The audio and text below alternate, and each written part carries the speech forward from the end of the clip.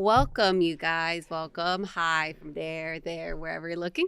So today we're sitting down with a man who built a business off discipline, hustle, and a little Southern charm.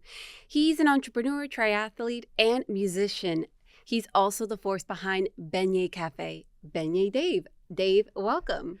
Well, thank you, Isabella Bravo. This is the Duchess of Union Square, ladies and gentlemen. If you are not aware, the first time I met you, you came up to my coffee cart, which was in Union Square, and you had an aura about you that I was wondering who this woman was. Do I need to pay a tax to this woman? Because it seems like I was on your territory, but I was running this coffee cart. So thank you for being here, and thank you for holding this interview. And we're going to have a little fun. Yes. Talk about the beignet business a little bit. So I'm excited. Yeah, I'm very excited as well. Yeah. So a little bit about that, the beignet business and where it started. Yes. I want to hear it. I want to hear when it started, like a little makeshift table with a little fryer on the side and your little makeshift sign, to now this mobile cart that is seen like the iconic, like it's like a very kind of military green, like very like structured, and like you're ready to take on the beignet business. You know, I'm ready to take on the beignet business, and running a mobile food truck in New York City is no small feat. It requires discipline and energy and structure. And so I'll tell you a little bit about just where I'm from, where I come from, and my background, and that'll just kind of help unfold the story a little bit. I grew up in Los Angeles, the son of a working musician. My father is a great man. He was always a hustler. He was always hustling for gigs, hustling for the next paycheck. And so part of that hustle that he had came on to me. He played guitar, chasing gigs all the time, and chasing the next dollar, which was always what he was after. Most mornings he would kick me out of the house. Not kick me, but he would say, "Please, Dave, if you could go outside," because I was kind of hyperactive kid. So he always wanted me outside. And so I did what most kids with not very much money and a lot of time outside would do. I would just cause problems. That's what I did. Oh, I got into quite a bunch of trouble. Yeah, you were saying? No, I was just thinking like, oh no, especially with the age of like no technology or very limited, imagination was just like endless. So true. The imagination was endless, and I really didn't have any structure. And so because of that no structure, I got into a lot of trouble. And funny enough, as a kid, for just small things, petty theft, little things, writing on walls, vandalism, I had gotten arrested 6 times. And I realized... I don't think you should share that with, like, especially when you're trying to maybe become the king of beignet, maybe. I need to share this because I need you guys to understand my focus now, that once I've already gone through these things, and now in college, you went to college, and the things that I learned from it. But I had gotten in all this trouble, and so I got sent away as a child, and I got sent away to this probation camp where I really learned structure like very fast, and so I learned how to that structure though was so important for life. And it's so important for my life as a person that had a lot of energy but without a lot of focus.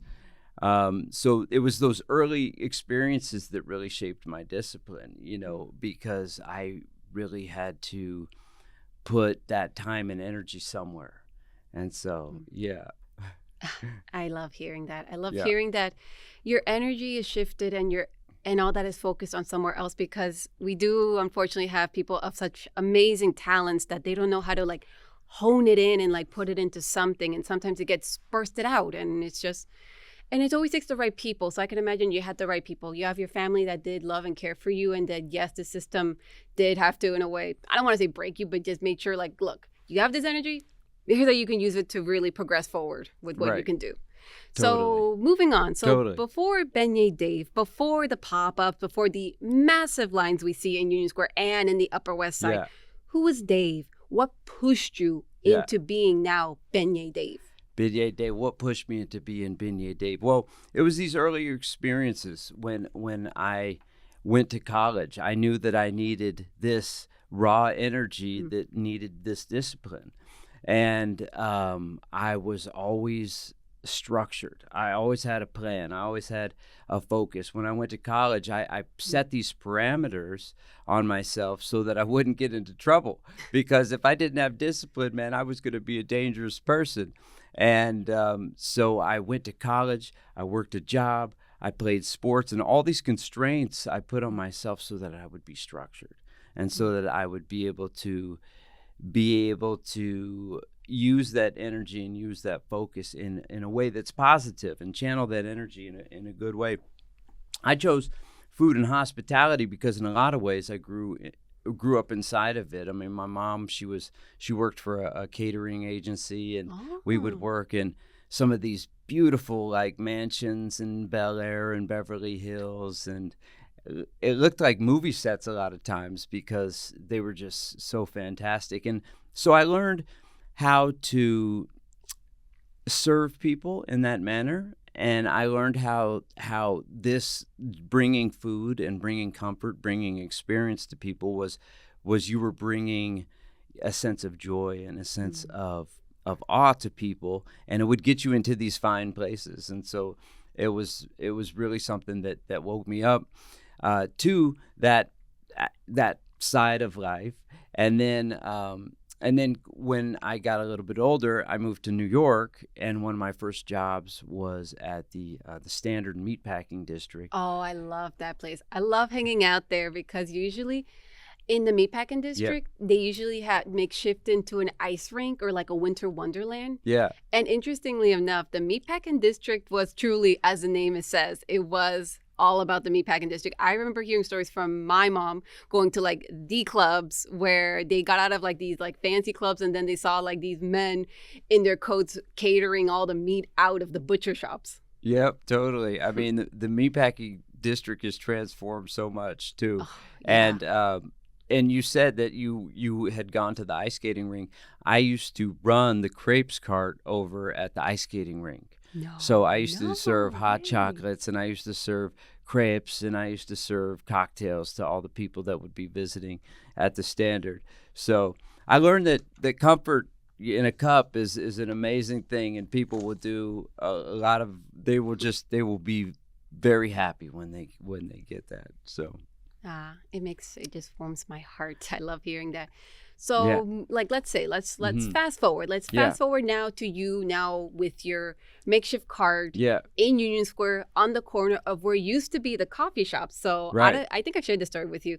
So the corner where he was when he started was where a place it was literally called the coffee shop next to a juice bar. And I was heartbroken when I found out that it turned into a bank and a Joe's Coffee. No offense to Joe's Coffee people, but I'm a coffee shop girl, and now I'm a Beignet Cafe girly. So I want to know, when you started with that makeshift cart, and then once really people got to know you and what you are, what was that moment you realized this could actually be something big? Yeah, I think the moment I realized that this could be something big was there was a woman that had come by the cart when it was still a makeshift coffee cart on a bicycle. And she was my first customer of the day. Aww. And she came by, and she didn't tell me this, but I found this out. She was also ran a blog and an Instagram page of things to do in Williamsburg. And this was when we were still in Williamsburg. And she wrote about my beignets being at McCarran Park, and she wrote about it at about 9 a.m., and then at about 10 a.m., there was a line of like 40 people. I was underprepared. It was just me. And I realized that, wow, this really could be a big thing. And I think that was one of the first times ever that I realized how big of an ordeal I had, or how big of a business that I had hold of. Hey, you never know who you're talking to, because one minute you can be serving a beignet to someone that can be your average Joe or just someone strolling by, and before you know it, they're writing a blog, and then instant customers right there. But that That's tells you, it. That's like, that it. tells you about New Yorkers. Okay, because here's the thing: New Yorkers, we sometimes have the rep that we're just kind of like, hey, I'm walking here, like, buzz off, I don't want to hear you. But also, we come together when we really care and we genuinely care for someone. We will go out of our way to, like, give the shirt off our backs to you and, like, help you with a business, even if it's like giving more of a tip or giving you something of an advice or something to really push you forward into getting more in that traction. Totally. So, and the thing that I want to progress from there is that Hmm. we see your IG stories. You are smiling. You are, like, saying you're Beignet Dave, and it's like it's Friday, or like it's a New Orleans holiday, or it's your birthday, and you, like, promote the bejesus out of it. Yeah. But what people don't know behind that smile are, like, the moments that it's those cold mornings. Like, let's say Yeah. there's a faulty equipment, there's the 16 hours. Hear that Yeah. correctly, 16-hour days. What is the unfiltered side of running a mobile food business? Well, I tell you one thing: running a mobile food business is not glamorous. It may look glamorous in the Instagram reels, but it takes rigor. It takes structure. I have to be up at 3:45 a.m. I have to be out of my house at 5 a.m. I have to be shopping at 5:30. I have to be leaving the grocery store at 6 a.m. to go to Union Square and to claim my territory by 6:15, get everything ready at 6:15 to 7 o'clock. 7 o'clock, start making the beignets, and 8 o'clock is when I serve the beignets. And so that takes a lot of flexibility. You have to be flexible, and you have to be able to kind of be very structured and very rigid, but also very maneuverable and very flexible at the same time. It is kind of like a chess game, because you never know what you're going to get out there. I mean, you might get a mental health inspector who wants to make sure you're operating correctly, and wants to go through the checklist and make sure to check all the boxes. You might get a fire marshal out there wondering why you don't have a large enough fire extinguisher. So you have to be very flexible. And so it takes a lot of preparation, takes a lot of discipline, and a lot of structure. Yep. Yeah, well, I will tell you this. You're playing 4D chess, okay? Some people are playing chess, but there's a thing called 4D chess. And basically, that is like knowing that you either won or you've lost, or you're in a standstill in a game. So that's the thing. You're playing 4D chess. I So appreciate that. yeah. So, and as you mentioned, there are moments that there can be a surprise health inspector. There Yeah. can be like a fire marshal coming in, being like telling you, "Hey, your fire extinguisher's not this." Heck, there could be someone that's not in the best of mood, calling you out, being like, "These aren't real beignets. I know them Totally. from New Orleans," or Hmm. anything. But yet you keep pushing. What makes you keep going while Yeah. others are just going to be like, "That's it. I'm out. I'm done. I'm done." Well, I refuse to settle for half measures. I feel like I've been given this amazing situation, and I'm going to run with it. I'm going to do my very best with this. It's not easy. It's Mhm. it, it's it's a little challenging, but I feel like I was built for challenge. I feel like I was built to take something like this and make the most of it. Um, bringing a smile to people's face, changing somebody's day by flipping their situation. One of my metaphors with the beignets is we flip the beignet. You have to fry the beignet on one side, then you have to flip the beignet. And a lot of times people will come into my cart and they'll be having a bad day, and I say, hey, we're going to flip your situation just like we're going to flip this beignet. And that to me is it's like my platform. I don't know how long this platform will last. I mean, I hope it lasts a long time, but Mhm. you never know when it could end. I mean, anything Anything. could happen. And so I just want to continue to use this to the best of my ability. It's such an honor and a joy to be able to serve the community of New York City. I mean, on that corner of East 16th Street and Union Square West, already I've served Tony Gonzalez. He was Nice. an NFL tight end. I've seen Harrison Ford. I've seen Matthew McConaughey. I've seen, man, it's been amazing, the people that I've been able to see just by being there. So it's just been a real joy, you know? Yeah. Well, now that you mentioned all those starlets and who's who in the industry, you're not the typical food entrepreneur. You're also a rapper and a storyteller. How does that creativity blend into your brand as Beignet Dave? Sure. Well, every day is a performance. You know, every day is not yesterday's performance. Today is today's performance. If I have a great day today, well, today was a great day.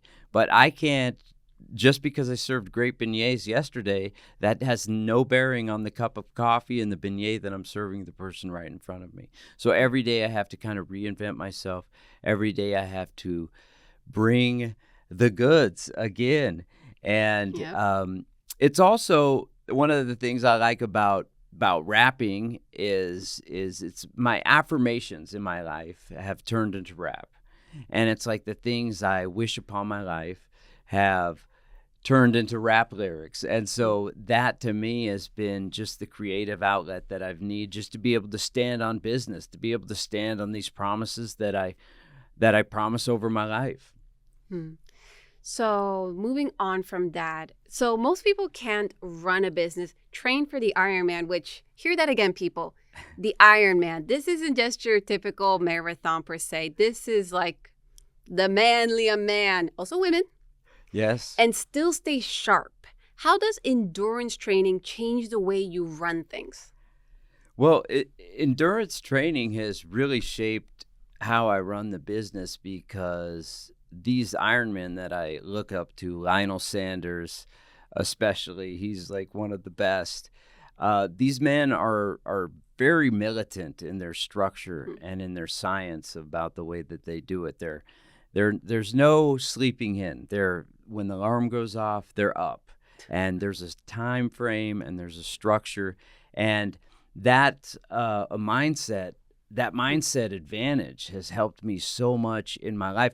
And this is a story. So this is a true story. So I had a really challenging time to run my coffee trailer, the actual mobile unit. Yeah, I see that.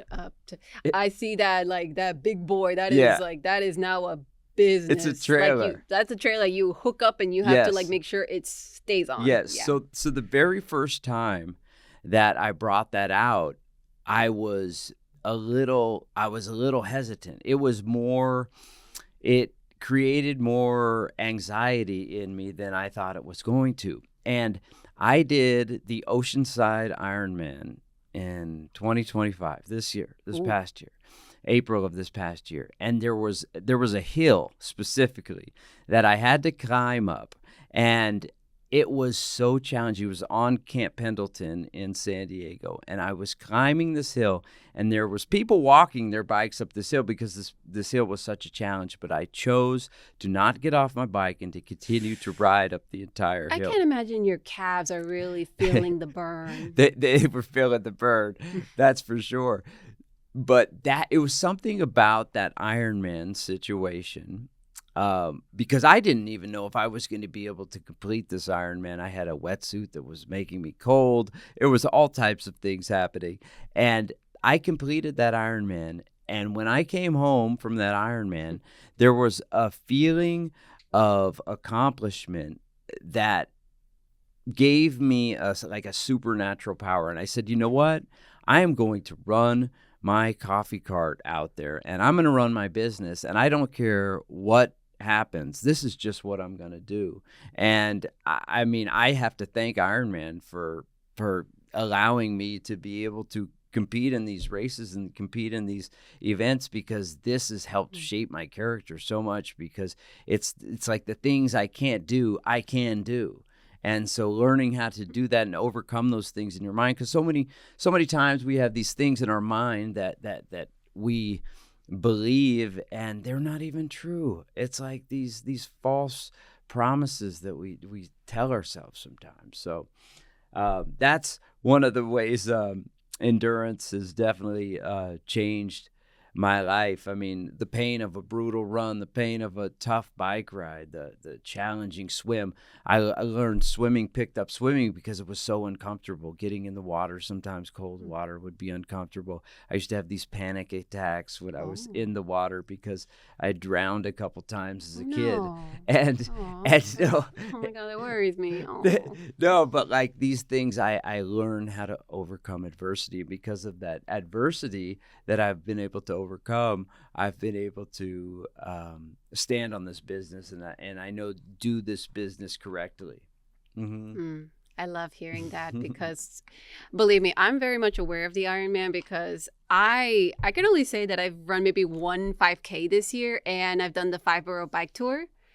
Oh, you did that? Yes. That's a cool event. I do it. I'm in a way. My grandmother passed the torch on to me because she's done the 5-borough bike tours, but now in a way she's just kind of like leisurely working out casually. Yeah, just my grandma casually working out, and she's like, "Hey, you know what? Why don't you do the 5-borough bike tours?" And I'm like, "Sure, why not?" That's her casually working out? Yeah, just has her casually working out. She's bike ride up to like Boston, Buffalo. She's done like the whole camping and biking thing, and she learned something great: never to do it again.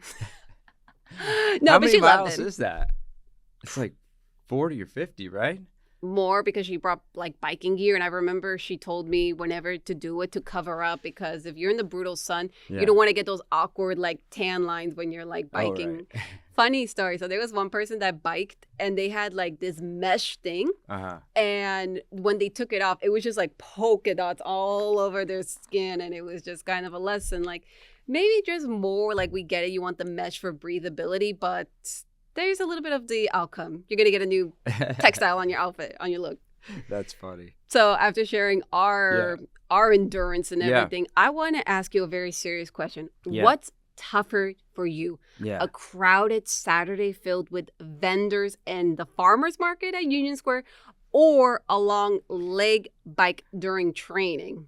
Go. Oh, without a doubt, a long line of customers in Union Square.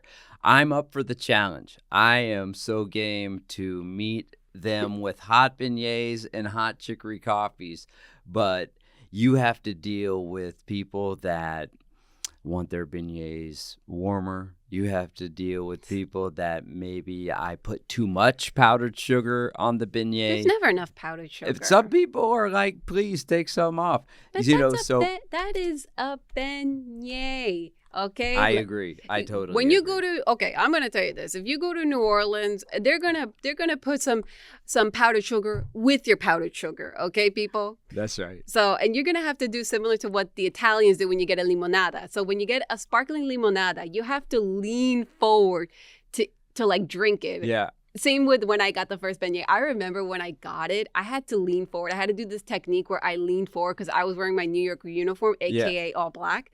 And people were staring and they were asking why, and they were asking so good. And I'm like, believe me, it's worth it. Go try it for yourself. You do have a solid lean. I saw it. You were very lean, very, very nice. That's amazing. All right. So yeah, I'm gonna tell you this. You have to have a certain type of tough skin navigating Union Square because it is quite the neighborhood. It is a balance of like prime real estate with residential, as well as it having the holiday market going on right now. We have that going on. We have like so many pop-ups going on. We have NYU students. We have Parsons students, which go Parsons, alumni right here. Hey. Yeah. One of my employees goes to Parsons. Oh, yeah, nice. she's studying graphic designs, I think. Graphic design? Maybe? I'm not sure. I don't know. No. I have a BFA in fashion design. Yeah. But no, that is awesome. But now, aside from let's shift gears from creativity and artsy, and now we're going to talk about datas and numbers. Are you ready for that? Okay, sure. So over 160K in about 100 operating days is pretty serious business. Nothing to sneeze about. What do people get wrong or assume about mobile food businesses? Well, people think that mobile food businesses is just about luck. You know, you just show up one day and, you know, you just kind of, you know, you get an Instagram following and then everybody shows up and they run to your beignet truck. Listen, that is true in some capacity. I mean, if you just popped off the first day and you got a bunch of followers and you just had a bunch of followers on Instagram and you were very popular. Now you could just maybe pull up. But for me and for Beignet Cafe, we've had to implement systems. This year, since once I got my mobile food truck, the actual truck where I could do my business, I set up a system. And it wasn't going to be just, oh, we're going to be out here from 9 to whatever time.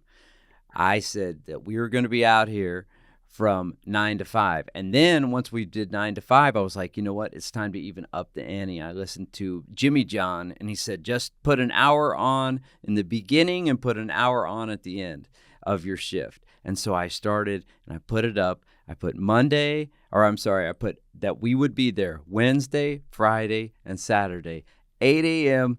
till 6 p.m. And that was challenging, but I showed up every single Wednesday, every single Friday, every single Saturday. And I went from 8 a.m. till 6 p.m. And it was those systems that created this momentum. And that momentum was what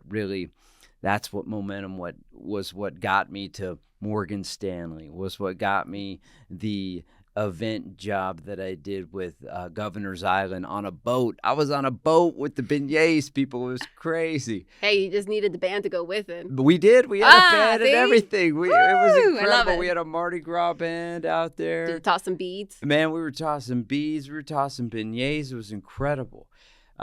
We had done weddings this season. We've done so many private events, and I remember you did weddings. You were Fire Island. Fire Island. Didn't you provide beignets for the marathon, or was that me dreaming that for you? Well, it could have been a dream that you had of our beignets, but we did supply beignets at 13.2 is where we normally do our beignets. We're right there at McCarran Park, right as the marathon runners make a left on Manhattan. We're right there by the by the park. So I did my research right then.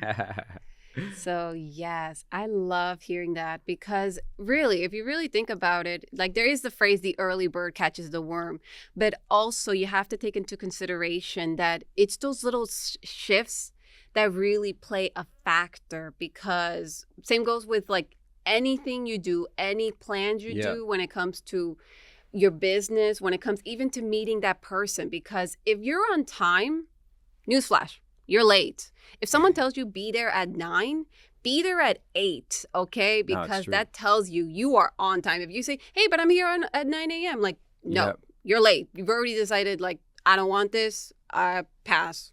So kudos to you and to Jimmy John. Huh? To who was it, Jimmy John? Jimmy John. Jimmy John. Yeah. To tell you that, because that really makes the difference. Yeah. And I feel like these are like little tips and little things that you really want to share. And now you're building the coffee cart playbook. You're sprinkling some knowledge. So why now? Well, why now is I built a business that hit the numbers that it hit out of pretty much nothing. And I want to give the tools to people that want them. The people that are broke and that don't have any money, I want to give them an opportunity to make some money.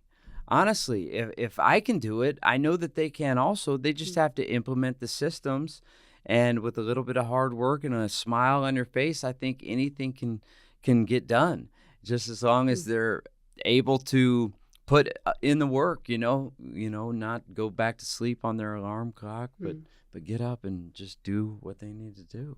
All right. So I'm excited about that. That's kind of, it gives me my why, because like I want people to be compensated. I want people to be able to move the way that they want to move. If they want to take a trip to Japan, if they want to buy a house, if they want to pay back their student loans, which I'm about $20,000 away from paying off completely. I was 80 grand to debt, and now I'm only 20 grand. But I want people to be able to do that and be able to have the resources necessary. And so that's why I want to give that piece of knowledge to people. Yeah. I love hearing that. So were you also going to serve that with a side of beignets? So like if anyone that buys your playbook, are they going to get a side of beignets with some chicory coffee? I mean, listen, if you get my playbook, for sure, I would give you some beignets and a chicory coffee. I mean, that's part of the deal, for sure. Okay. Well, you heard it here, folks. If you want your beignets with chicory coffee, get his playbook. So now moving on, your story is far from finished. What's the next big chapter for Beignet Dave, Beignet Cafe, and just overall who you are? Yeah. So, I mean, with Beignet Cafe, this next year, we've got some things on the horizon. One of the things we're working with a franchise company to be able, they're a franchise software company, and they're going to help us find some people, franchisees that are looking for a great mobile food truck, a great mobile pastry truck. And so business like Beignet Cafe, because a lot of businesses, they're not as successful as mine. A lot of businesses, they don't make the profit that we make over at Beignet Cafe. And so this is a real opportunity for the person that would be able to take that, and we would make sure that they were the right person for the job. They couldn't be just anybody, but they're really helping me, and I'm excited about the person that's running the We Franch is the name of the software company. And so that's one of our goals, is we're going to franchise. We are looking into Philadelphia. We think Philadelphia is a great place. I think the green and white, because of the Eagles fans, I think it could do really well. The Philadelphia Eagles fans also have been down to New Orleans and had some beignets and experienced the Super Bowl. Perfect. You have to call us down. Heck, you can even have your own custom jersey whenever, like, they do, what's it called when, like, people that are by the stadium? Yeah. Like tailgaters? Tailgating. Thank you. Tailgating. You can just have they can have, like, their barbecues, their chips, and everything with a side of beignets. That's it. And you have your custom jersey with Beignet Dave and, like, your lucky number to go with it. There we go. 20, because we started in 2020. I don't even know if I told you the story. So the story happened during the pandemic. During the pandemic, I had this, like, mobile bicycle, right? And so I figured, you know what, man, I'm going to design a coffee cart on this bicycle. And so I designed this coffee cart bicycle, and I was living in Williamsburg at the time, so I served all my neighbors this famous coffee from Louisiana from Cafe du Monde. It was this chicory coffee and chicory. Cafe du Monde. You're bringing me back to when I was in New Orleans. People love to be teleported back to New Orleans. It makes them feel such a vibe, like it's such an experience in New Orleans. It is. And so we were serving this coffee in our neighborhood, and all the neighbors, like, well, not all the neighbors, but many neighbors kept coming up, hey, where are the beignets at if you're serving this coffee? And so it happened so many times that eventually I was like, you know what? We should serve these beignets. And so I called down to Cafe du Monde and I said, hey, how can we serve these beignets up here in New York? How can we serve this coffee up here in New York? Because people are asking. Nobody can travel right now. We want to bring this taste of travel to people and give them this experience, kind of like, so that they'll be teleported, so that they can get a little bit of an escape from this pandemic, because people were depressed, people were down, and we wanted to bring that to them. And at this time, because of the pandemic, the people at Cafe du Monde opened up their arms. And I was on the phone with a guy that had worked there for 30 years, and he taught me exactly how to make the beignets, what kind of oil that they use, what kind of flour that they use, the type of powdered sugar, how we should shape them, how should we should not use a roller, we should use our hands. I mean, he taught me exactly how to make them. And so because of the pandemic, that opened up this crazy opportunity. So it's pretty cool. That's pretty, like, that is like some courageous move, the fact to you call directly Cafe du Monde for their recipe. It's pretty much asking Coca-Cola, like, what makes Coca-Cola unique, or asking about any big conglomerate or brand their secret sauce, and you pretty much got that secret sauce, and you made Beignet Cafe, Beignet Dave, and now much Hey, more to come. never be afraid to ask. You can Hey, always ask. And the worst that can happen is they can say no, and exactly. it was pretty amazing time. So the fact that they said yes and that it all worked out this way, it's pretty amazing. You have to have a stroke of luck sometimes in life, and I got a little bit lucky there. You most definitely did, especially in the middle of a pandemic. Yeah, Because during the middle of a pandemic, there were people either buying homes, starting businesses, or catching up on sleep. And you totally. decided, like, hey, why don't I just go forward and start a business? And I love hearing those types of stories. So anyone that's listening right Yeah, now, who wants to level up but yeah. keeps talking themselves up, keeps psyching themselves out, being like, oh, but I'm not so and so, I'm not them, I can't do it. What's your message to them? Take ownership. It's never a bad time to just start. Start where you're at with what you have right now.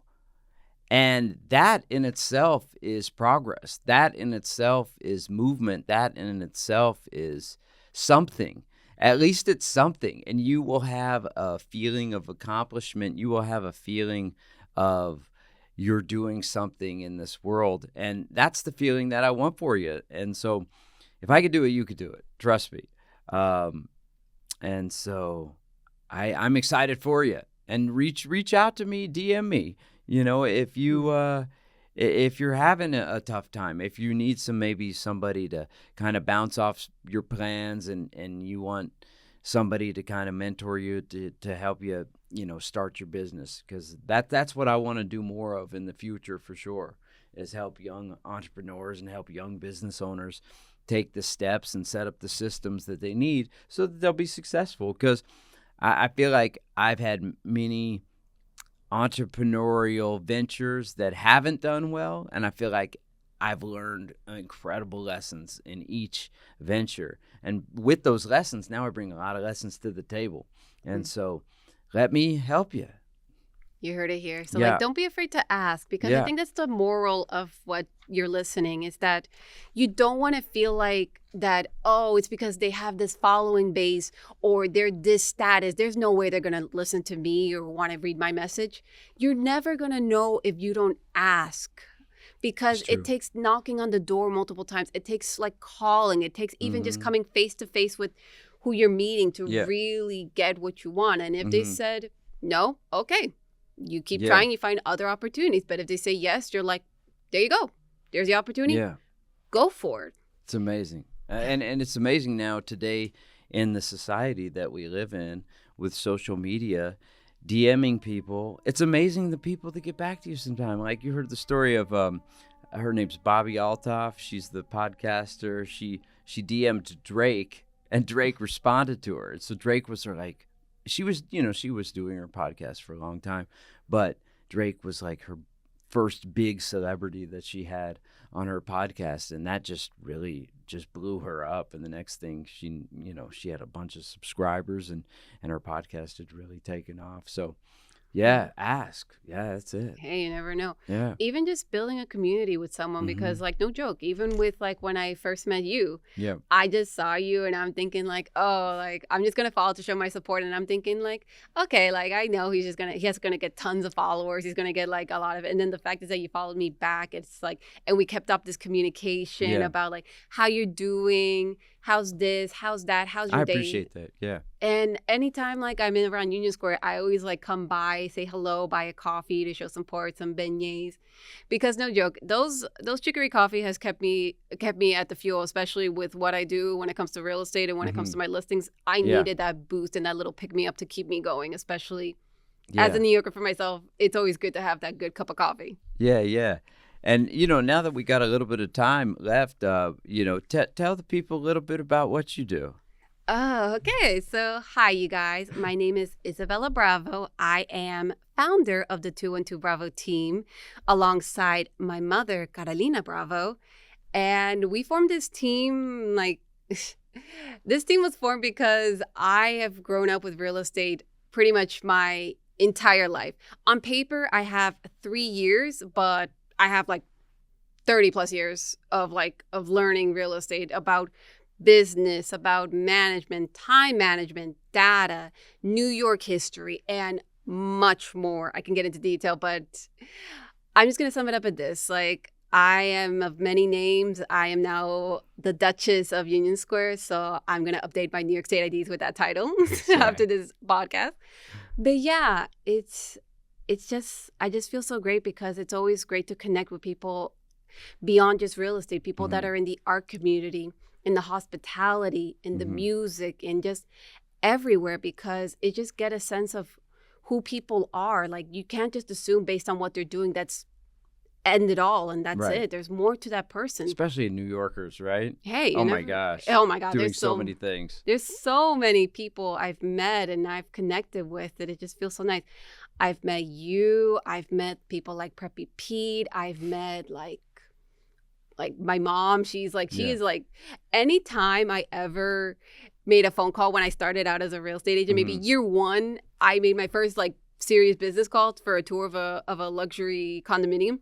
And they said, absolutely, Carolina. And I'm like, this is Isabella. And that tells you that my voice was that good that I sounded just like, oh, wow. Yeah, that tells you that my business voice was up to par. There you go. That's amazing. But it's just, I enjoy this so much. And I appreciate you coming and sharing your journey. Yeah. I want you to tell the audience where to keep following you on this journey. Yeah. So you guys can always follow me at Beignet Cafe, at Beignet, Beignet Cafe, or Beignet Dave. Follow me either of those two places. I'm on Instagram. This next year, I'm going to be up on all of the platforms. I'm on TikTok and I'm on Twitter, but I need to kind of refresh those pages. My main page is Instagram, but my mentor is all over me right now about the social media and being present on that social media, because it's true. I mean, the things that you do, if you're proud of them, you want to put them out there. You want to show the world what you're doing. A person that is a positive person, they want to show their life. They have nothing really to hide, So they want to show what they're doing, especially a business person that's doing great beignets in the middle of Union Square. So that's where they can find me, and and they can always find me in Union Square as well. I'm usually on 16th and Union Square West. And now we're on Sundays, we're on the Upper West Side, which has been a lot of fun, and too. It's next to the Grand Bazaar because... Yeah, the Grand Bazaar. I love that place. It's such a fun place to always do a little bit of vintage shopping, get a little beignet, little snack treat, and just continue on your adventures around New York City. And so to wrap up, as you heard, you can follow him on all his social medias, as well as with me. You can follow me, Isabella Bravo, at Bravo Vogue. So that is Bravo as in Bravo, and Vogue like the magazine. You can also follow the team at 212 Bravo Team. And you can also follow our website at 212bravo.com. And I thank you again for this lovely episode. Isabella. It's been amazing. Yes. And we'll see you in the next episode. See you. Probably be next year, maybe. Yeah. Or the next episode. Next episode. Your episode. I don't know. You might. Yeah. Yeah. Sounds great. Thanks, guys. Thanks.